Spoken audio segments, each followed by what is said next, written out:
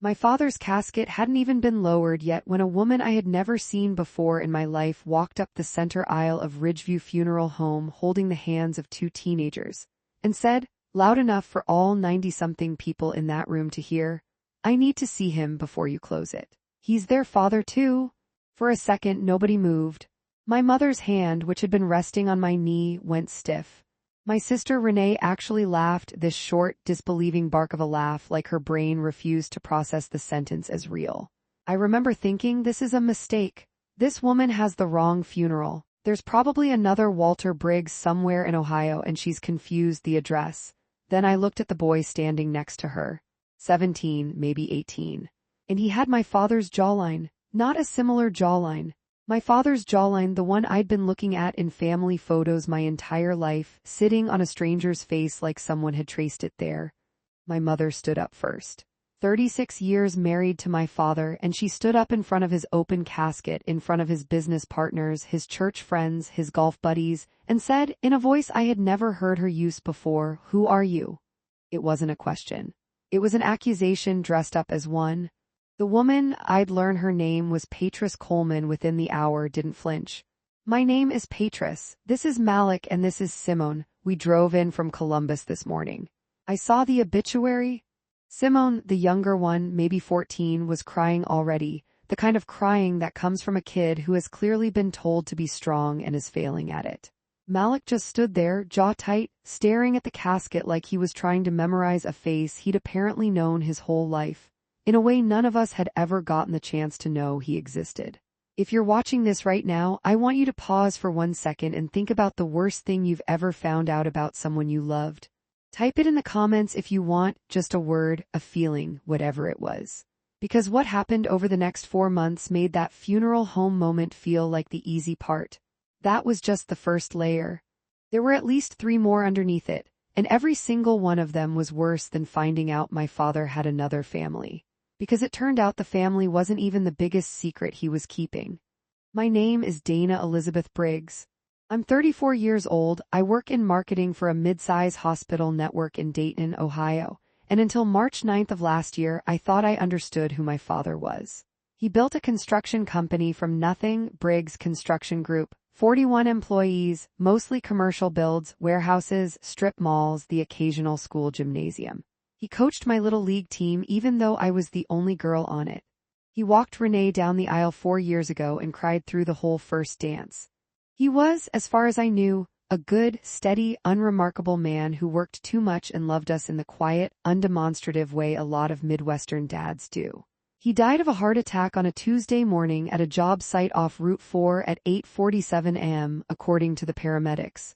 He was 61. My mother got the call while she was at the grocery store, and I remember she told me later that she'd been standing in the cereal aisle holding a box of the oatmeal he liked. And she just stood there holding it for almost a full minute after she hung up, because she didn't know what else to do with her hands. 4 days later, at his funeral, a woman named Patrice Coleman stood in front of his casket and told us she'd been part of his life for 18 years. 18 years. My parents' 36th anniversary had been 6 weeks before he died. Here's what I need you to understand about my mother because it matters for everything that happens later. Carol Briggs is not a dramatic woman. She didn't scream. She didn't faint. She walked out of the viewing room, found the funeral director, a soft-spoken man named Mr. Otway, and asked him very calmly to give her and the other family 5 minutes alone in his office. I went with her. Renee stayed behind with her husband Tom, mostly because Renee was in no state to be in a room with anyone, let alone the woman whose existence had just detonated our entire understanding of our family. In Mr. Otway's office, under fluorescent light that made everyone look gray, my mother sat across from Patrice Coleman and asked one question. "Did he tell you he was married?" Patrice was maybe 52, well-dressed in a way that suggested she'd thought carefully about what to wear to a funeral she wasn't sure she'd be welcome at. She looked at my mother for a long moment before she answered. "He told me you two had been separated for years, living in the same house for the kids, but separated." My mother laughed, not a happy laugh. "We took a trip to Charleston in October. We were at his cousin's wedding in June. We slept in the same bed for 36 years, Miss Coleman." Patrice's face did something complicated then, not quite guilt, not quite defiance, something in between, like a person recalculating 18 years of their own life in real time. Then he lied to both of us, she said quietly. Malik, the boy, spoke up from the corner where he'd been standing with his sister. He came to my basketball games. He came to Simone's dance recitals. He wasn't hiding a whole life. He had 2 houses. He had 2 families going to 2 dinners on 2 Sundays. His voice cracked on the last part. I thought I knew him better than that. That sentence sat in the room for a second. I thought I knew him better than that. And I remember realizing that this boy, this stranger with my father's jaw, had said the exact thing I was thinking. And for one disorienting moment I felt something almost like kinship with him, before the anger came back in and drowned it out. Malik told me, months later, that the drive from Columbus that morning had taken them an hour and 15 minutes, and that his mother hadn't said a single word the entire way, just kept checking the obituary on her phone at every red light, like the words might rearrange themselves into a version of the story that made more sense than the one she already suspected was true. If you're the kind of person who's already guessing where this story goes, a hidden apartment, some money changing hands, a guilty conscience my father was managing with cash, I want to tell you now, you're not even close. What we found over the following weeks wasn't a man quietly supporting a secret family out of his own pocket. It was something structured, something that had required paperwork, signatures, and, as we'd eventually learn, other people's help to keep running for the better part of 2 decades. But that first week, we didn't know any of that. That first week, we were just 3 grieving women, my mother, my sister, and me, trying to figure out how to bury a man we apparently hadn't fully known, while a 4th family, half a state away, grieved the exact same man under an entirely different version of events. In the days between the funeral home confrontation and the actual burial, my mother barely spoke, and when she did, it was mostly logistics, which relatives needed to be called back, which casseroles needed to go in which freezer, whether the church could still hold the reception given how many more people than expected had suddenly shown interest in attending. Grief, I learned that week, doesn't pause politely to let you process one shock before handing you the next. You just keep moving, because the funeral home needs a final headcount by Thursday whether or not your entire understanding of your father has collapsed in the meantime. We buried him on a Saturday. Patris and her kids did not come to the burial. My mother had asked them not to, and to her credit, Patris respected that. It was 3 weeks later, going through his desk to find the paperwork for his life insurance policy, that my mother found the first document that told us this wasn't just an affair. It was a receipt. A cashier's check drawn from the Briggs Construction Group business account for $4,200 made out to something called Coleman Grading and Excavation LLC, dated the previous November. My mother didn't recognize the company.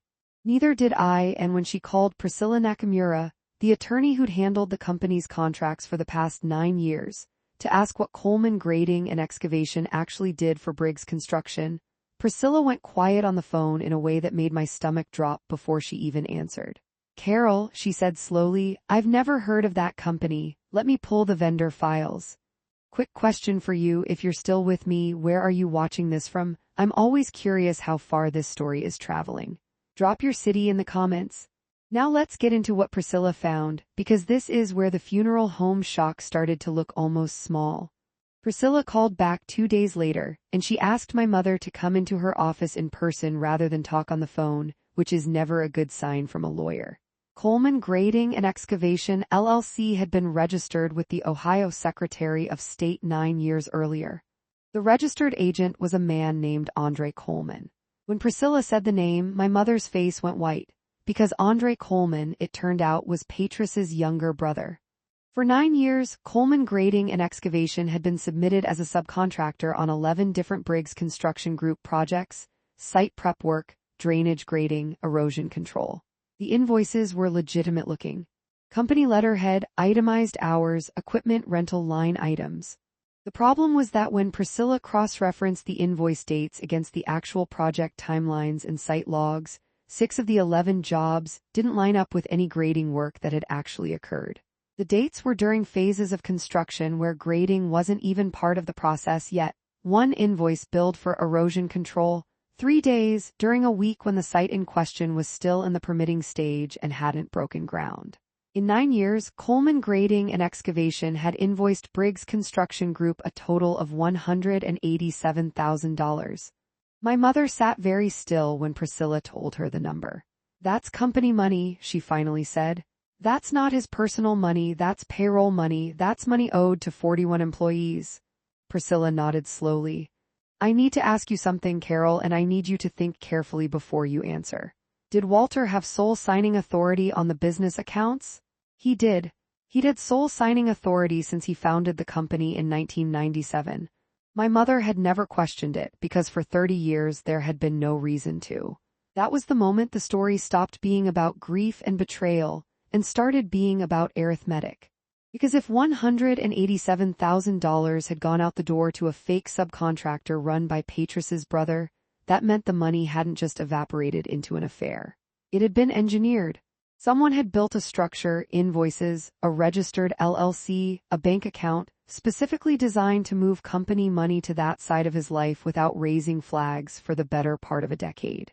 I want to pause here and say something because it would be easy to make Patris into a cartoon villain in this story, and that's not actually who she was, and I don't think that's fair to her or to what actually happened. When my mother and I met with her again, not at the funeral home this time, but at a Bob Evans off Eminis 70, because none of us wanted this conversation happening in either of our houses. Patris told us she genuinely believed the money her family received was legitimate business income her brother earned through his subcontracting work.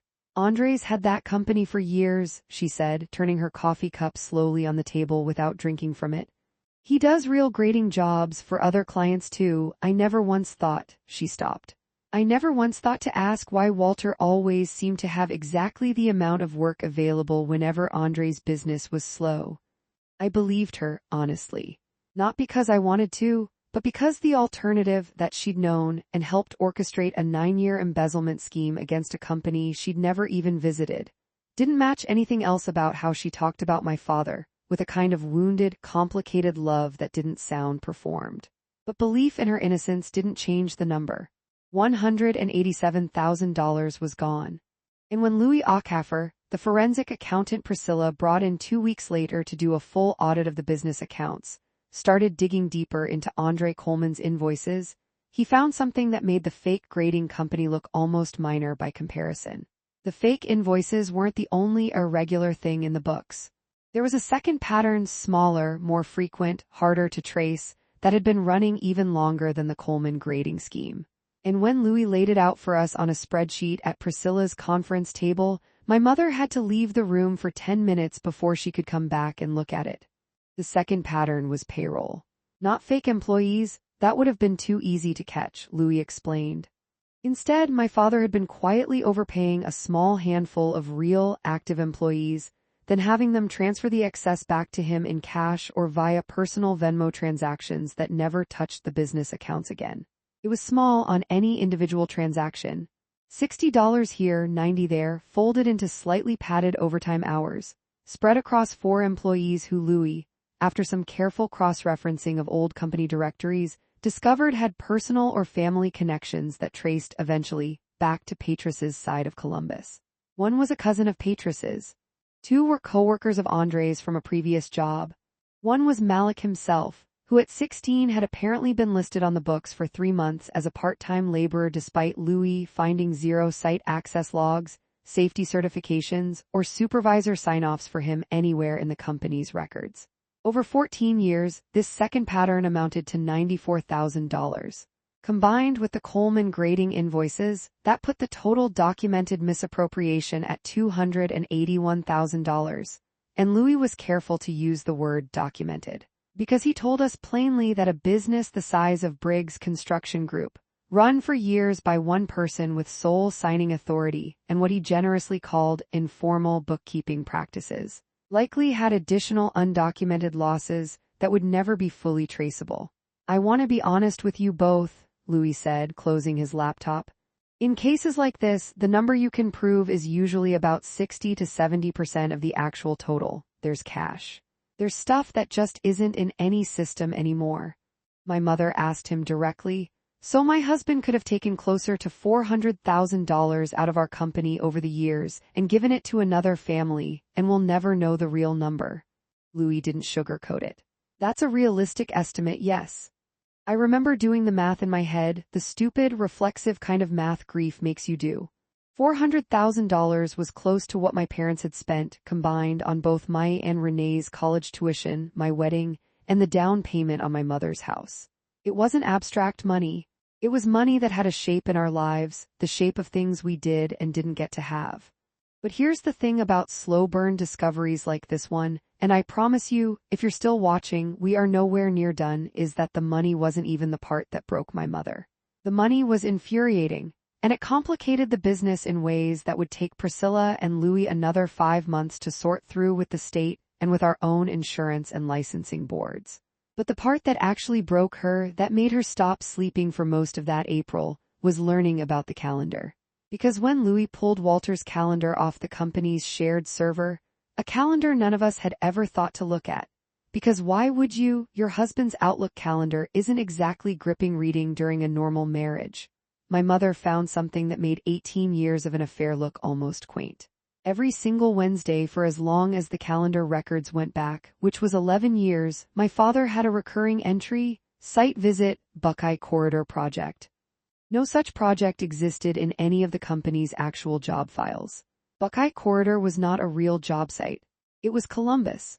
Every Wednesday for 11 years, my father had driven 75 minutes north under the cover of a fake job site to have dinner with Petrus, Malik, and Simone, before driving 75 minutes back home in time to be at our dinner table by 8. He had built an entire second Wednesday into his week and disguised it as work for over a decade, and none of us, not my mother, not Renee, not me, not one of his 41 employees, had ever once questioned it.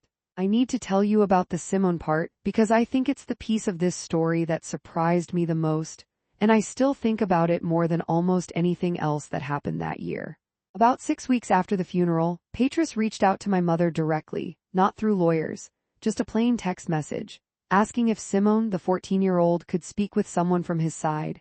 As she put it, because Simone had apparently been struggling badly and had started asking Petrus questions about her father's other family that Petrus didn't feel equipped to answer alone. My mother couldn't do it, I understood why, but I said I would. I met Simone at a park near her middle school on a Saturday in late April, with Petrus sitting at a picnic table 20 feet away, giving us space but staying close. Simone had brought a shoebox with her. Inside it were things my father had given her over the years, a birthday card from when she turned 10, a friendship bracelet he'd apparently worn on his own wrist for 2 weeks before losing it, which she now understood meant he'd taken it off before coming home to us, a printed photo of the two of them at a Reds game. Did he ever talk about me? She asked. Not accusing, just asking the way a kid asks a question they've been carrying around for weeks, worried about the answer either way. I had to tell her the truth, which was no. My father had never once mentioned her name or Malik's or Petrus's in 34 years of my life. Whatever love he'd had for them, he'd kept it in a completely sealed-off compartment, one that had nothing to do with the compartment that held me and Renee and my mother. Simone cried for a while, and I sat with her. And at some point I realized I was crying too, not entirely for the same reasons she was, but crying nonetheless. Two half-sisters who'd met each other only because a man had died with a heart attack on a Tuesday and had never told either half of his life that the other half existed. I'm not going to pretend that meeting fixed anything or created some instant bond. It didn't. Malik, for his part, wanted almost nothing to do with any of us for most of that year. He was angry, and honestly, I think his anger was more honest than my initial attempts at politeness had been.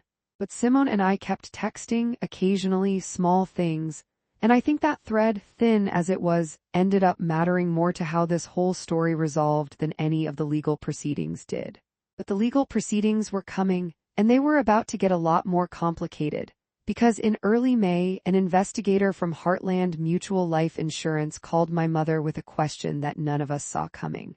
My father had carried a $500,000 term life insurance policy through the company for 11 years. My mother had always been the listed beneficiary. When she filed the claim in March, the payout should have been straightforward. It wasn't. Because 14 months before he died, according to Heartland Mutual's own records, my father had filed a beneficiary change form, removing my mother entirely and naming a newly created trust, the MSC Family Trust, as the sole beneficiary of the full $500,000. MSC, Malik and Simone Coleman. My mother's reaction to the insurance revelation was different from every other reaction she'd had up to that point. The Coleman grading invoices had made her furious.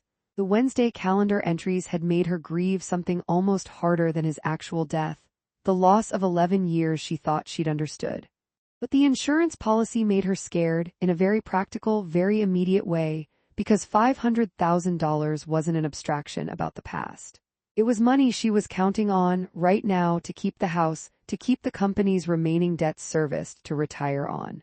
The insurance investigator, a careful, procedural woman named Ronda Ibatson, explained that Heartland Mutual wasn't simply going to honor either claim automatically, my mother's original claim or the newer trust filing, because the beneficiary change itself had triggered an internal fraud review. Company policy required a notarized form for any beneficiary change above $250,000, and when Rhonda's team pulled the physical form from their archive, something about it didn't sit right with their compliance department. The notary stamp on the form belonged to a woman named Cheryl Voss, who worked at a UPS store on the north side of Columbus, a UPS store located 4 minutes from Petrus's house. When Rhonda's investigators contacted Cheryl Voss directly, she confirmed she had indeed notarized a form for a Walter Briggs 14 months prior. But she also told them something that blew the entire timeline of the beneficiary change wide open. According to Cheryl's notary log, which by Ohio law she was required to keep, recording each transaction with a description of the identification presented, the man who came in to have the form notarized had shown her a driver's license. The name on that license was Walter Briggs. But the birth date on the license, which Cheryl had dutifully copied into her log per standard procedure, was off by 11 years from my father's actual birth date. It wasn't my father who'd walked into that UPS store. It was Andre Coleman, Petrus's brother, the same man behind the fake grading company, using an ID that, upon further investigation by Heartland Mutual's fraud unit, appeared to have been altered. Here's where the story gets uncomfortable in a new direction, and I want to be honest with you about it rather than smoothing it over because I think it matters. When Rhonda's team confronted Petrus with this finding, Petrus was, by every account I later heard, genuinely shocked and furious, not at us, but at her own brother. She told investigators and later told my mother directly that she had known Walter intended to leave something for Malik and Simone. He'd told her as much more than once in the vague, reassuring way people make promises they may or may not ever actually formalize. What she hadn't known, what she swore she hadn't known, was that Andre had apparently decided to make sure that promise became real by walking into a UPS store and impersonating my father to force through a beneficiary change my father had never actually authorized. Was that true? I genuinely don't know, and I want to be fair here. The investigation never definitively proved whether Petrus had known and simply not asked questions, the same way she claimed not to have asked questions about the grading invoices, or whether her brother had truly acted alone out of some mixture of loyalty to his sister and resentment on her behalf. Andre, for what it's worth, refused to speak to Heartland Mutual's investigators at all, and by June had retained his own criminal defense attorney. What was clear and what mattered for the actual outcome was this. The beneficiary change was fraudulent. It had been executed through forged identification and a false notarization, which meant under Ohio insurance law the change was void. The full $500,000 policy reverted to my mother, the original and only legitimate beneficiary. But that finding didn't end anything. If anything, it opened the door to a much bigger, much messier legal fight, because now there were two separate matters moving through two separate systems at once. The insurance fraud had become a criminal matter, with Andre Coleman as its central figure and detectives from the Franklin County Sheriff's Office now involved. And the $281,000 in documented company embezzlement had become a probate and civil matter, because Priscilla was now arguing on my mother's behalf that Simone and Malik's inheritance rights, if my father had genuinely intended to provide for them, needed to be separated entirely from any funds obtained through fraud. and that the business itself was owed restitution regardless of what my father may or may not have wanted. Simone, 14 years old, had nothing to do with any of it, and she was about to lose access to a father's promise for a second time because of choices her own uncle had made, trying in his own misguided way to keep that promise for her. If you've made it this far, you already know this isn't a story with a clean villain and a clean victim. It's four people: my mother, Patris, Andre, and my father himself, who wasn't even alive to answer for any of it, tangled together in decisions that ranged from selfish to desperate to genuinely criminal, with two teenagers and two grown daughters caught somewhere underneath all of it, trying to figure out what we actually owed each other. By June, the criminal investigation into Andre Coleman had expanded. Detectives, working off the forensic accounting Louis had already compiled for Priscilla, subpoenaed the bank records for Coleman Grading and Excavation LLC directly. What they found didn't just confirm the fake invoices, it showed where the money had actually gone after it left Briggs Construction Group's account. Roughly 60% of the $187,000 had gone to Andre himself, deposited into his personal accounts over the years and used, according to his own bank statements, for a mix of ordinary expenses, a truck payment, a mortgage, credit card bills. But the remaining 40%, just over $74,000, had been transferred in smaller increments directly to an account jointly held by Patris and her two children. A custodial account originally opened, bank records showed, for Malik's college fund. This detail mattered legally in a way none of us anticipated, because if Patris had directly received a substantial, provable share of the fraudulently obtained money, even if she hadn't known the invoices themselves were fake, Ohio civil fraud statutes still allowed the company to pursue what's called disgorgement, essentially clawing back money that had unjustly enriched someone, regardless of whether that person had criminal intent. Priscilla explained it to my mother plainly, sitting across the same conference table where we'd first learned the full scope of the losses. You can pursue the full $74,000 back from Patris's account, separate entirely from whatever happens to Andre in criminal court. You have every legal right to. My mother sat with that for a long moment. I watched her turn a pen over in her hands, the same nervous habit she'd had since I was a kid, and I genuinely didn't know which way she'd decide. That account, my mother finally said, the custodial one, that's Malik's college money, isn't it? Priscilla confirmed it was. My mother shook her head slowly. I'm not taking a boy's college fund because his father was a coward and his uncle was a criminal. I didn't marry Andre Coleman. I'm not going to punish a 17-year-old for choices 3 adults made behind his back. I want to be honest, a part of me in that moment disagreed with her. Not because I thought Malik deserved to suffer, but because it felt, selfishly, like my mother was once again absorbing the cost of my father's choices while everyone connected to Patris's side got to walk away relatively whole. Renee felt the same way, more strongly than I did, and it caused real tension between her and my mother for a few weeks that summer, the kind of tension grief makes worse, not better. But my mother held her position. She instructed Priscilla to pursue full recovery from Andre directly, and to pursue the company's larger claim through the criminal restitution process rather than the civil route, specifically so the $74,000 in the children's custodial account would be left alone. It was, I think now, the single most decent thing anyone did in this entire story, and it came from the person who had the least reason to be decent about any of it. The criminal case against Andre Coleman moved slower than any of us expected, slower than television ever makes these things look. There was no dramatic arrest, no perp walk. There was a summer of continuances, a defense attorney who requested every extension available to him, and a Franklin County prosecutor's office that, Priscilla warned us repeatedly, was juggling caseloads that made a mid-5-figure fraud case a lower priority than we wanted it to be. By August, 5 months after the funeral, we still didn't have a resolution on anything. The insurance payout had technically been released back to my mother in July, but it came with a lien filed by the business's remaining creditors. Since Louis' audit had also revealed the company was carrying more short-term debt than my mother had ever known, debt my father had quietly taken on, it appeared, partly to cover cash flow gaps created by his own embezzlement. It was a strange, circular kind of damage he'd stolen from the business, which created shortfalls, which he then covered with loans, which then became debt my mother inherited along with everything else.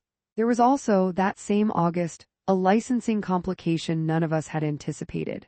Ohio's Construction Industry Licensing Board required Briggs Construction Group to disclose any material findings from an internal fraud investigation as part of its annual bonding renewal. A requirement Priscilla only discovered when she called the board directly to ask how much of this mess needed to become a matter of public record. The answer was, more than any of us wanted. The company's surety bond, which construction firms need in order to legally bid on most commercial and municipal contracts, was suddenly at risk of non-renewal pending a review of the company's financial controls, because a surety company underwriting risk on a business doesn't particularly care why the books were compromised, only that they were. That review took another 6 weeks and required Louis to produce a full remediation plan, new dual signature requirements on any check over $2,500, a quarterly third-party audit going forward, and a formal segregation between project management and accounts payable that Briggs Construction Group, in its entire 27-year history, had never once had in place.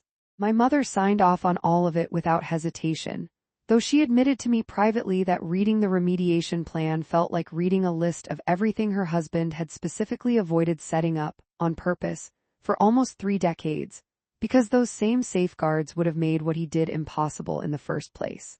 41 employees were still on payroll. That was the part nobody outside the family fully understood. This wasn't just our grief and our money.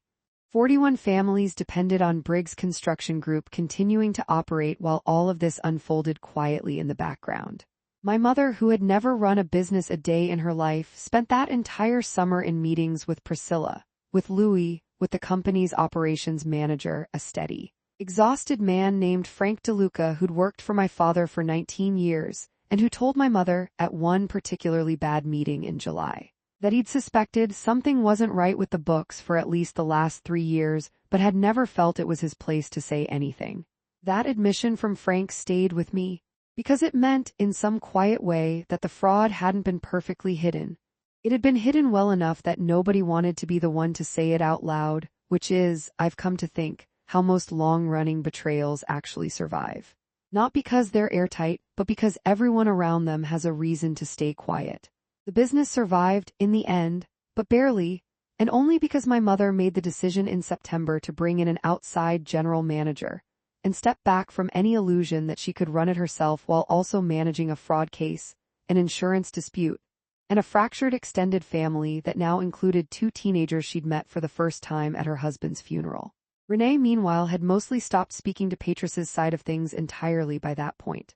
She wasn't unkind about it, but she drew a hard line. She said she needed the wound to stop being reopened every few weeks by a new phone call or a new legal filing, and I understood that, even as I found myself, for reasons I couldn't fully explain even to myself, doing the opposite. I kept texting Simone. I met Malik once briefly in October at a coffee shop near his high school at his request, not mine. He didn't want to talk about the money or the fraud case or any of it. He wanted to ask me what our father was like on Christmas mornings. I told him the truth. Coffee first always before anyone opened anything. A little impatient by mid-morning, wanting everyone to hurry up and enjoy their gifts already. Terrible at wrapping presents? Everything came in gift bags because he'd given up on paper decades ago. Malik listened to all of it with an expression I recognized, because I'd worn it myself in Mr. Otway's office back in March. Someone quietly rebuilding a person out of second-hand details, trying to reconcile the man in the stories with the man who'd lied to him his entire life about how many kids actually got to call him dad on any given morning. The criminal case against Andre Coleman finally resolved in November, 8 months after the funeral, and it resolved in a way that satisfied almost nobody completely, which I've come to think is probably the most honest outcome a story like this can have. Andre pleaded guilty to 1 count of forgery and 1 count of insurance fraud, avoiding trial. He was sentenced to 18 months, with the possibility of parole after 9, and ordered to pay restitution, though Priscilla was blunt with my mother about what that restitution order was actually worth in practice. A restitution order isn't a guarantee, she said. It's a legal obligation. Whether you ever see meaningful money from it depends entirely on whether he has assets or income to draw from once he's out. Realistically, prepare yourself to receive very little of it. The larger civil claim against the business's losses, the $187,000 in fake invoices, minus the $74,000 my mother had deliberately chosen not to pursue from the children's account, settled separately, with Andre's remaining assets, primarily a truck and a small amount of retirement savings, liquidated to partially cover it. In the end, the company recovered roughly $41,000 of the $113,000 it was legally owed after my mother's exclusion. Not close to whole. Louis had told us from the beginning that recovery in cases like this rarely comes close to whole, and he was right. The probate matter, sorting out what remained of my father's actual estate, separate from the business and the insurance, took even longer, dragging into the following spring, a full year after his death, mostly because Priscilla wanted to be exceptionally careful given how much fraudulent paperwork had already surfaced in this case. In the end, my father's will, which had never been altered and which predated any of this by over a decade, left everything to my mother as expected. It made no mention of Petrus, Malik, or Simone at all, which told its own quiet, sad story.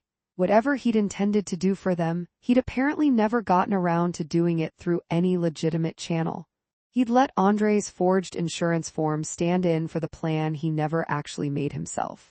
My mother, on her own initiative, separate from any court order, and against Priscilla's gentle professional advice to think it over longer before deciding anything, ultimately set up a modest education trust, funded not by the business, not by the insurance money, but by a portion of her own personal savings, for Simone.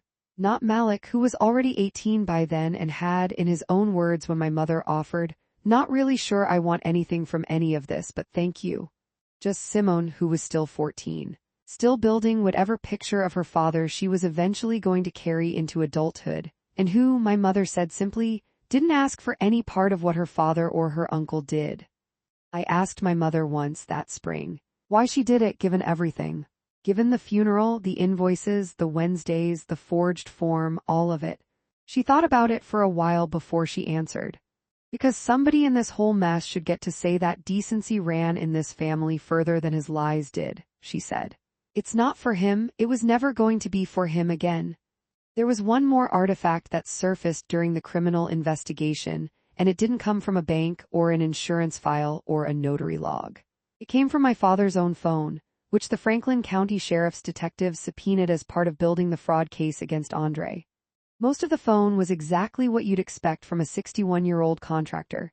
Texts about concrete deliveries, a group chat with his foursome about Saturday tea times, photos of my nephew's baseball games that he'd apparently saved but never once mentioned having.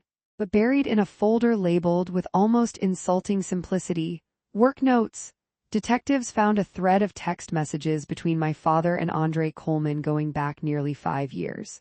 Priscilla was the one who eventually walked my mother and me through the printed transcript in her office with the door closed. Most of the messages were logistical dates, amounts, references to the usual invoice, but one exchange from 14 months before my father died stopped all three of us cold. Andre had written, "Petrus keeps asking if you're gonna do right by the kids on paper, not just talk."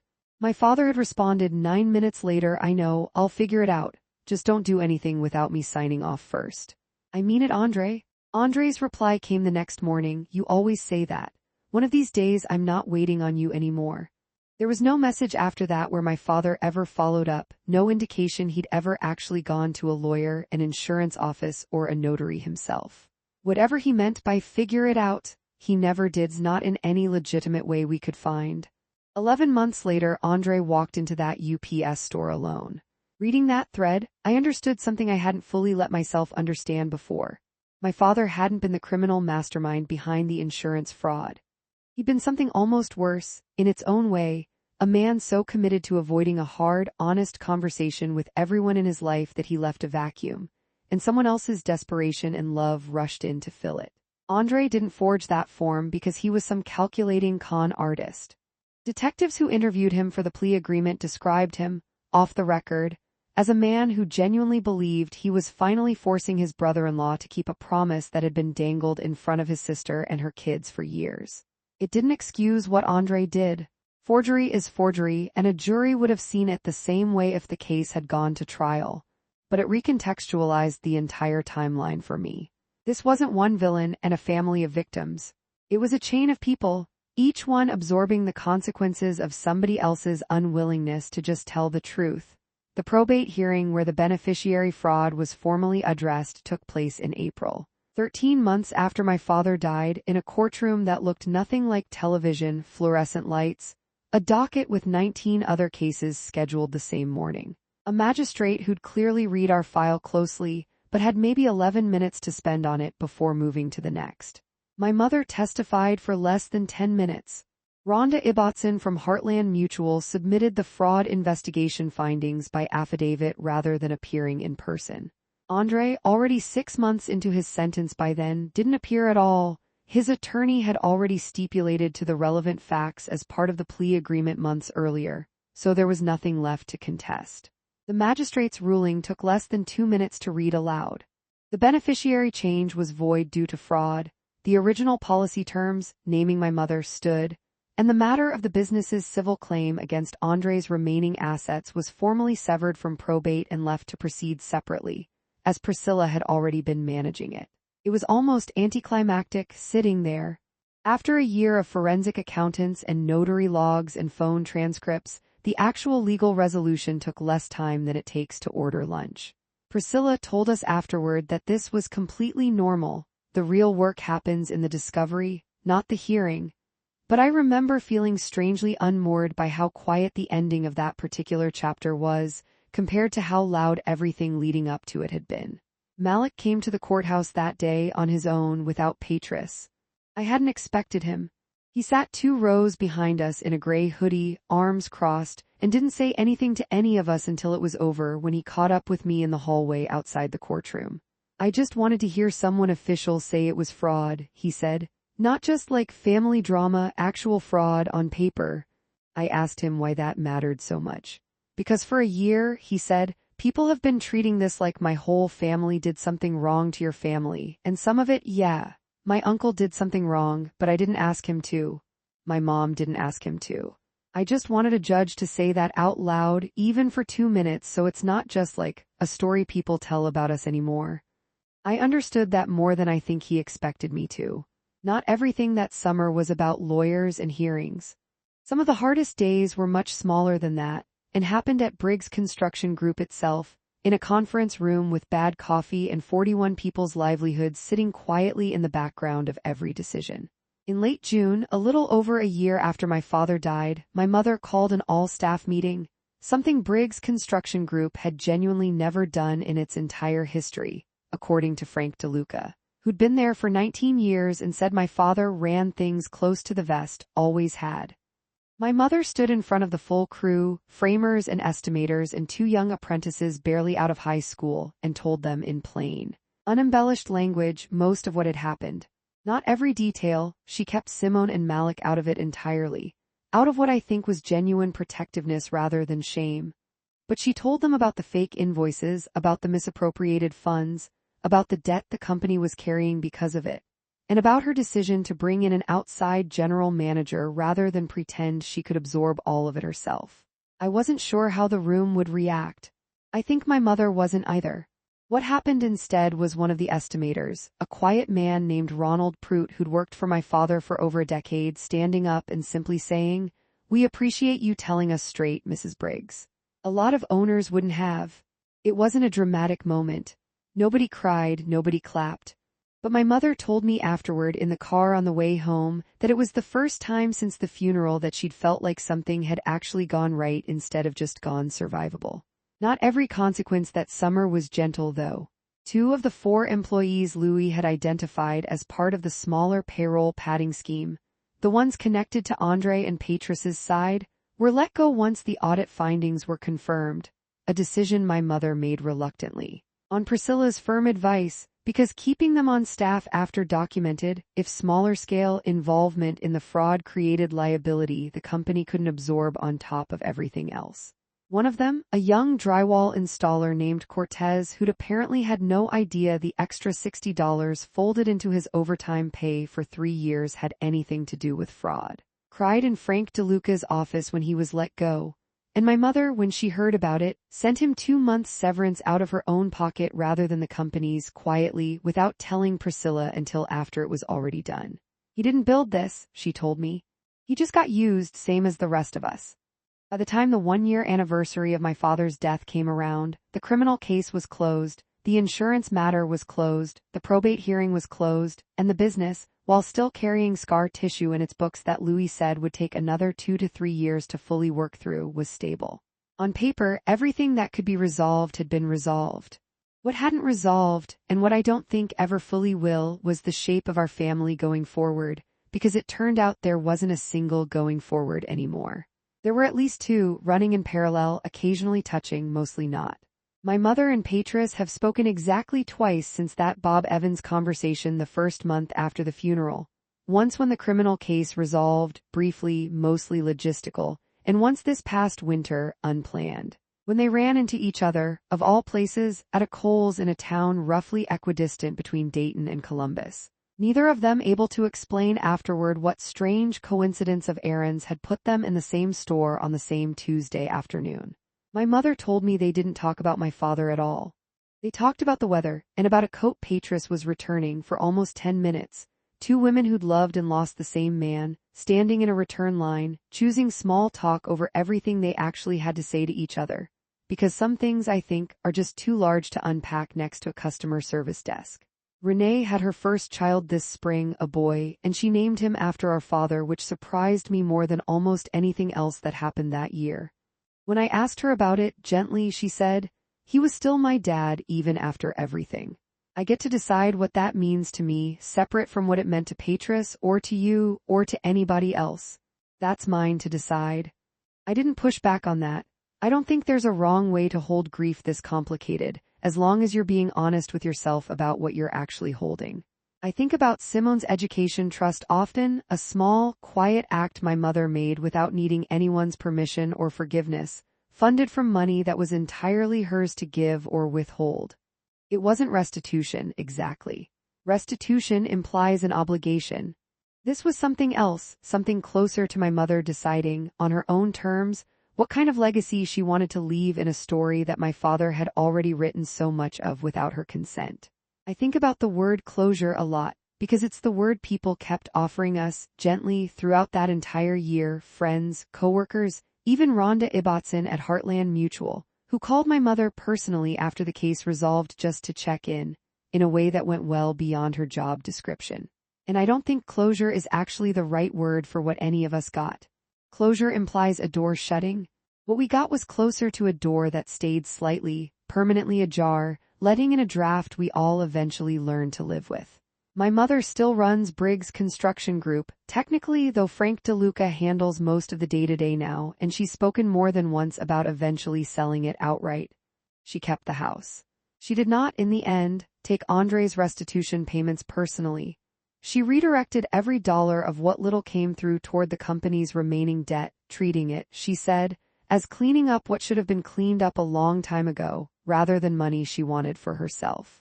Renee has never met Simone or Malik, and I don't think she ever will, and I've made peace with that being her right. Grief doesn't obligate anyone to expand their family in the aftermath of finding out how badly that family was already being kept from them. Simone and I still text. Not constantly, we're not the kind of sisters who talk every day, and honestly, given how we came into each other's lives, I'm not sure we ever will be. But she sent me a picture of her report card this past spring, unprompted, all A's and 1 B in algebra. And I sat in my car in a parking lot and cried for a full 5 minutes over a teenager's math grade. Because it felt like proof of something, that a kid who'd been handed a genuinely awful inheritance of secrets and fraud and a dead father she barely got to keep, was still, somehow, going to be okay. Malik and I talk maybe twice a year. He's in community college now, studying to be an electrician, and the last time we spoke he told me, almost offhand, that he'd stopped being angry at our father sometime that winter, not because what he did was forgivable, but because staying mad at a dead man was taking up space I needed for other things. I think about that sentence more than almost anything else anyone said to me that whole year. As for Patris, I saw her once more at a diner about 14 months after the funeral. She looked older than she had that first day, the way grief actually does age people, contrary to what movies show you. We didn't talk about the money or Andre, who was still serving his sentence at that point. We talked mostly about how strange it was that we'd both loved and been loved by and been lied to by the exact same man for decades without either of us knowing the other existed, and how none of the anger either of us carried toward him had actually managed to cancel out the grief. I keep waiting to just be angry, she told me. Simply angry, it would almost be easier.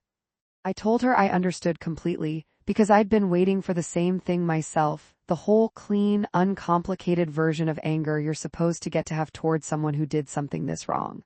It never fully arrived for me either.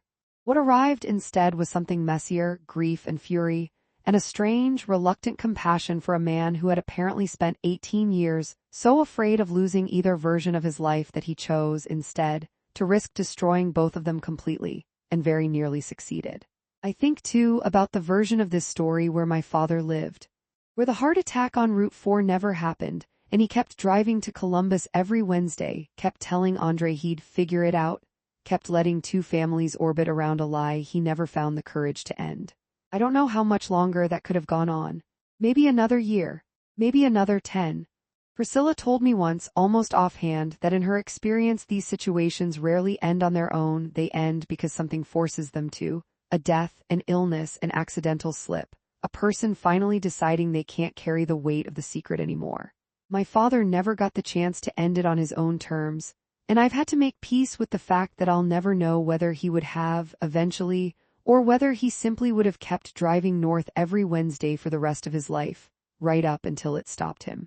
There's a version of me, too, from that first week, who wanted this story to have a villain simple enough to hate cleanly, Petrus or Andre or even my father himself, flattened down into a single, satisfying kind of monster. It would have been easier, honestly, to carry that kind of anger. Anger with a clear target burns hot and then, eventually, burns out. What I got instead was something slower and heavier. A father who was a genuine coward in the specific, narrow way that let two decent families both believe, separately, that they were the real one, and a handful of people around him who made their own choices, some generous, some criminal, trying to live inside the wreckage of a lie they didn't create but still had to answer for. My father built two families and hid them from each other for the better part of 2 decades, funding one of them, in part, with money stolen from a business he'd spent his whole adult life building. He never got caught while he was alive.